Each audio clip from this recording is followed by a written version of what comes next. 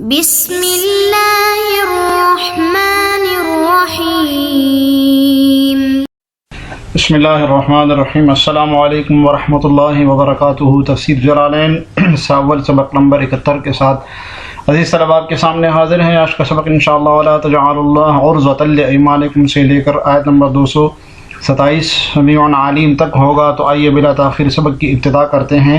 ترجمہ دیکھیے، ولا تجعلوا اللہ عرضۃ لایمانکم ان تبروا وتتقوا وتصلحوا بین الناس، اور اللہ کے نام کو اپنی قسموں میں اس غرض سے استعمال نہ کرو، اور اللہ کے نام کو اس غرض سے اپنی قسموں میں استعمال نہ کرو، ان تبروا وتتقوا وتصلحوا بین الناس، کہ اس کے ذریعے نیکی اور تقوی کے کاموں اور لوگوں کے درمیان صلح صفائی کرانے سے بچ سکو، اور واللہ سمیع علیم، اور اللہ سب کچھ سنتا ہے، علیم جانتا ہے۔ جی، یہ مشرکین عرب جاہلیت کے زمانے میں لوگ نیک کام، اچھے کام کے کرنے سے قسمیں کھا لیتے تھے، اور جب ان سے کوئی کہتا تھا کہ یہ آپ نیک کام کیوں نہیں کرتے، تو وہ کہتے تھے کہ ہم نے تو اس پر قسم کھائی ہے، تو ہم اس کو کیسے کر لیں۔ اور اس کے شان نزول کے بارے میں بھی دو واقعات ملتے ہیں۔ تو عبداللہ ابن رواحہ رضی اللہ عنہ، پہلے شان نزول جو ہے اس کے بارے میں لکھا ہے کہ عبداللہ ابن رواحہ رضی اللہ عنہ، ان کے بہنوئی بشیر بن نعمان انصاری صحابی جو تھے، ان کے درمیان کوئی ایسی بات ہو گئی جس پر عبداللہ ابن رواحہ نے قسم کھا لی کہ نہ تو وہ کبھی بشیر کے پاس جائے گا، اور نہ کبھی اس سے بات کرے گا، اور نہ کبھی ان کے مخالفین کے درمیان صلح کرائے گا۔ اس طرح کی قسم کھا لی۔ تو جب ان سے کوئی شخص کہتا کہ آپ کچھ کہتے کیوں نہیں ہے اس بارے میں، جواب کیوں نہیں دیتے ہیں، تو وہ کہتے کہ میں نے تو اللہ کی قسم کھا لی ہے، میں ایسا نہیں کروں گا، اگر میں نے ایسا کیا تو میں پھر قسم سے کیسے بری ہو جاؤں گا، میں نہیں کر سکتا اب یہ کام۔ ایک واقعہ۔ دوسرا واقعہ حضرت ابوبکر صدیق رضی اللہ عنہ کی قسم کا ہے، جو کہ واقعہ عفق کے موقع پر ہوا تھا، جو انہوں نے ابو مستح جو تھے، مستح نام آتا ہے نا واقعہ عفق میں، تو جو مستح تھے آپ کے بھتیجے، ان کو آپ نے ماہانہ وظیفہ مقرر کیا تھا، تو آپ نے قسم کھا لی جب انہوں نے باتیں کی تھی عائشہ رضی اللہ عنہ کی تہمت کے بارے میں کہ میں کچھ بھی نہیں دوں گا، ان کو میں کچھ بھی نہیں دوں گا۔ تو اس طرح کی قسم کھائی تھی جس پر یہ آیت اتری، اور سورہ نور کی بھی کچھ آیت اس بارے میں اتری تھی۔ بہرحال یہ دو واقعات ملتے ہیں اس کی شان و نزول کے بارے میں۔ تو وَلَا تَجْعَلُوا اللَّهَ أَيْ الْحَلْفَ بِهِ، یعنی قسم کو، یعنی اللہ کی قسم کھا کر، عرضتاً اس کو ڈھال نہ بناؤ، علتاً مانعتاً، ایسی علت جو کہ مانع ہو، منع کرنے والی ہو،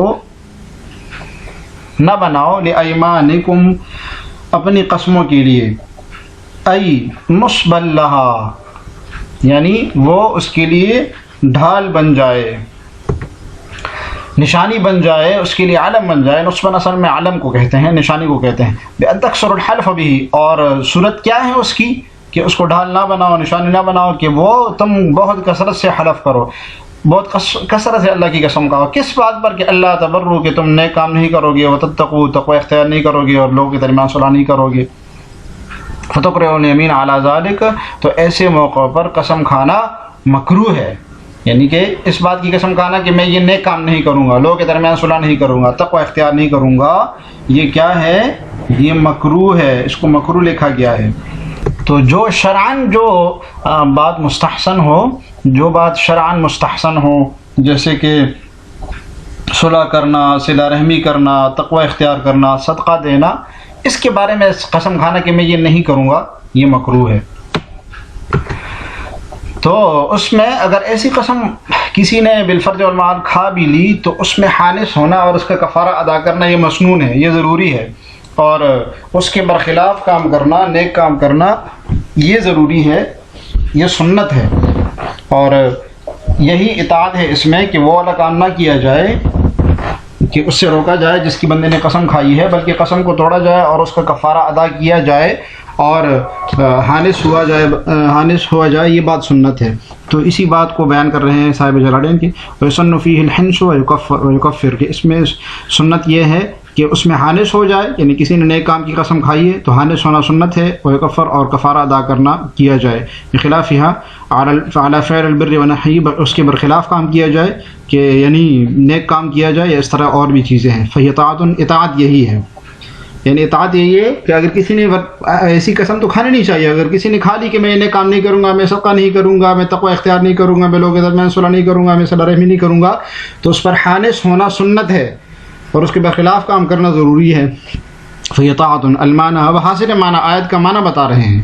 آیت کا معنی یہ ہے کہ لا تمتنعوا من فعل ما ذکر من البر ونحوه اذا حلفتم علیہ، کہ جب تم کسی نیک کام کے اوپر قسم کھا لو تو وہ نیک کام کرنے سے جو کہ ذکر کیا گیا، نیکیوں میں سے جو کام ذکر کیے گئے اس سے منع نہیں ہونا، اس سے آپ نے منع، اس کے کرنے سے منع نہیں ہونا، بلکہ اس کو کر گزرو، وکفروا، اور قسم جو کھائی ہے تم نے اس کا کفارہ ادا کرو، لأن سبب نزولها الامتناع من ذلك، اس لیے کہ جو اس کا سبب نزول ہے، اس آیت کا سبب نزول ہے، وہ اس سے منع کر رہا ہے، جو عبداللہ ابن رواحہ رضی اللہ عنہ کا قصہ ہے، جو حضرت ابوبکر صدیق رضی اللہ عنہ کا قصہ ہے۔ تو جب یہ آیت نازل ہوئی تو انہوں نے قسم توڑ دی، حانث ہو گئے اور اس کا کفارہ ادا کیا، اور وہ کام کرنے لگے جس کام کے روکنے سے انہوں نے قسم کھائی تھی۔ واللہ سمیع لاقوالکم، اللہ تعالیٰ سننے والے ہیں تمہاری باتوں کو، علیم باحوالکم، تمہارے حالات کو بہتر طریقے سے جانتے ہیں۔ لا یؤاخذکم اللہ باللغو فی ایمانکم ولکن یؤاخذکم بما کسبتم، ترجمہ دیکھیے، اور اللہ تمہاری لغو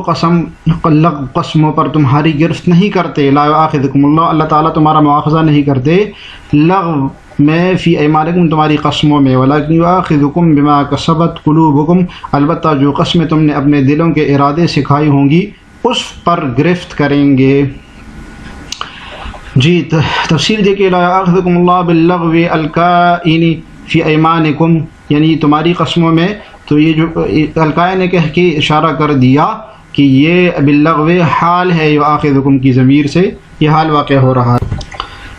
وہو ما یسبق الیہ اللسان من غیر قصد الحلف، یمین لغو، یہ جو لغو ہے اس کی تعریف کر رہے ہیں، اس پر اب آگے بات کریں گے کہ یہ وہ قسم ہے جس میں سبقت لسانی ہو گئی ہو بغیر قسم کی قصد کے، قسم کا ارادہ نہ ہو لیکن اس میں زبان پھسل جائے، زبان سبقت لسانی کر جائے، غلطی سے بندہ قسم کھا لے، اس کو لغو کہتے ہیں۔ اس کا حکم یہ ہے کہ اس پر کوئی مواخذہ نہیں ہے، نہ اس پر کفارہ ادا کریں گے۔ نحو، مثال سے واضح کر رہے ہیں کہ مثال سے سمجھائے ہمیں کیسے سبقت لسانی ہوگی بغیر قصد حلف کے۔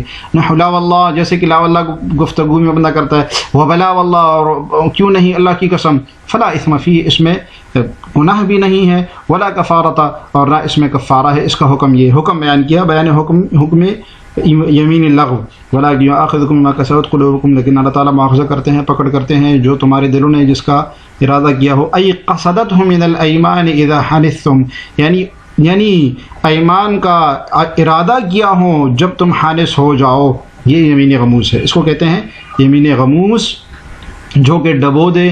یہ اس قسم کو کہتے ہیں جو ماضی کے گزرے ہوئے واقعے پر کوئی عمدن جان بوجھ کر جھوٹی قسم کھا لے، تو غموس ڈوبنے کو کہتے ہیں۔ یہ قسم ڈبو دیتی ہے، جھوٹی قسم ہے، اس پر بندہ کفارہ تو نہیں ہوتا لیکن اس میں گناہ بہت ہوتا ہے۔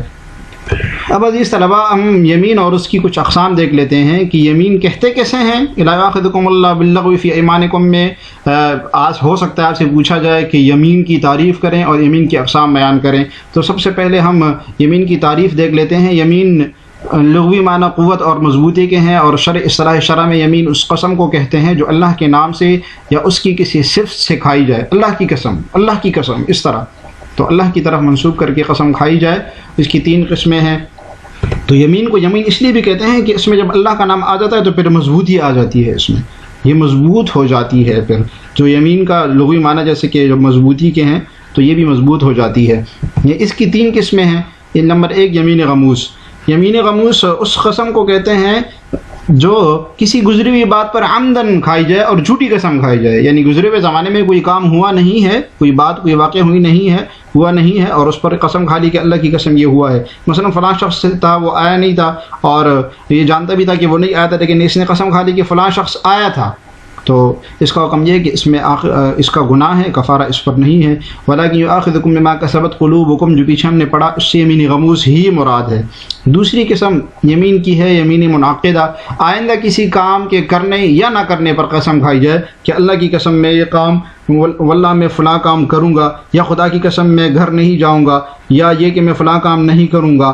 تو اگر کسی نے وہ کام کر دیا تو وہ حانث ہو جائے گا اور اس پر کفارہ ادا کرنا ضروری ہے، اس کا حکم یہی ہے۔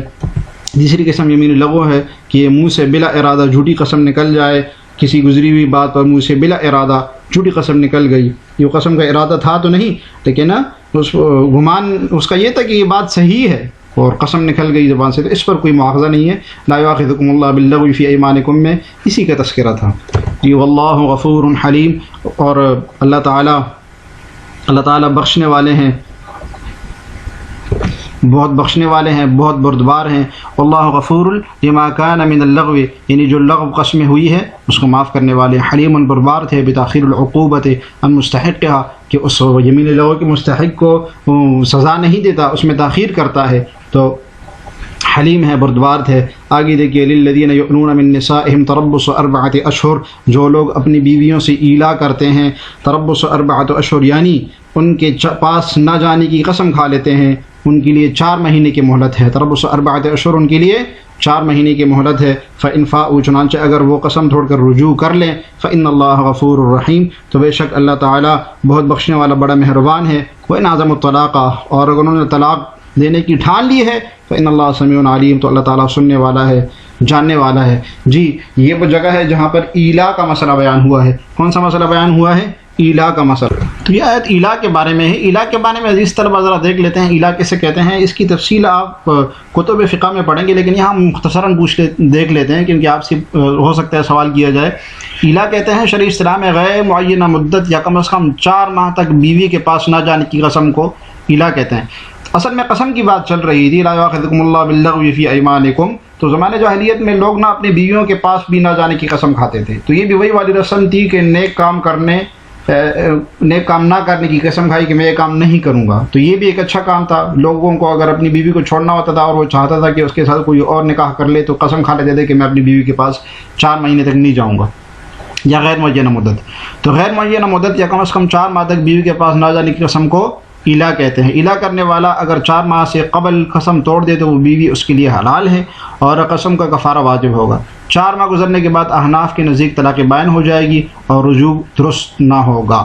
تو اب اگر 4 مہینے کی کسی نے قسم کھا لی، 4 مہینے سے زیادہ، تو اس سے پہلے اگر بیوی کے پاس چلا گیا تو حانث ہو جائے گا، کفارہ ادا کر لے، بیوی اس کی ہو جائے گی۔ اور اگر 4 مہینے گزر گئے تو احناف کے ہاں طلاق بائن ہو جائے گی، اب کفارہ سے کچھ نہیں بنے گا۔ اب ہم دیکھ لیتے ہیں اس کی صورت کتنی بنتی ہے۔ اگر کوئی شخص اپنی بیوی کے پاس نہ جانے کی قسم کھا لے تو اس کی 4 صورتیں بن سکتی ہیں۔ نمبر 1 یہ کہ 4 ماہ سے کم کی مدت مقرر کرے، مثلا 3 مہینے، 2 مہینے کہ میں 2 مہینے اپنی بیوی کے پاس نہیں جاؤں گا، تو یہ اس سے تو نکاح ختم نہیں ہوگا۔ اگر 2 مہینے وہ گزر گئے نہیں گیا تو نہیں، نکاح اس سے ختم نہیں ہوگا۔ دوسری صورت ہے کہ 4 ماہ کی مدت مقرر کر لے، تیسری ہے کہ 4 ماہ سے زیادہ کی مدت مقرر کر لے، چوتھی صورت ہے کہ بالکل بھی کوئی مدت مقرر نہ کرے۔ تو ان تینوں صورتوں میں اگر مدت پوری ہو گئی، جتنی بھی مدت، پہلی 2 صورتوں میں 4 مہینے پورے ہونے کے بعد بیوی کو طلاق بائن ہو جائے گی، اور چوتھی صورت میں جب 4 مہینے ہو جائے گی تو طلاق بائن خود بخود ہو جائے گی، رجوع نہیں ہو سکتا۔ لیکن ان تینوں صورتوں میں اگر مدت پوری ہونے سے پہلے اس نے رجوع کر لیا اور بیوی کے پاس چلا گیا تو اب قسم کا حانث ہو جائے گا اور قسم کا کفارہ دینا ضروری ہے۔ امید ہے آپ کو کچھ سمجھ میں آ گیا ہوگا۔ تو واپس چلتے ہیں عبارت کی طرف۔ عبارت دیکھیے للذین یؤلون من نسائہم یحلفون الا یجامعوہن، کہ وہ قسم کھا لے کہ وہ اپنی بیوی کے ساتھ جماع نہیں کریں گے، یعنی 4 مہینے۔ تربص انتظار، تو انتظار کرنا ہے 4 اشہر، 4 مہینے کا۔ فإن فاؤوا مطلب رجعوا فیہا، مطلب فاؤوا کا کہ اس میں اگر رجوع کر لے، یعنی بیوی کے پاس چلا گیا، جماع کر لیا، او بعدها یا اس کے بعد، عن الیمین الی الوطی، قسم سے وطی کی طرف اس نے رجوع کر لیا، فإن اللہ غفور رحیم، تو اللہ تعالیٰ بہت غفور رحیم ہے۔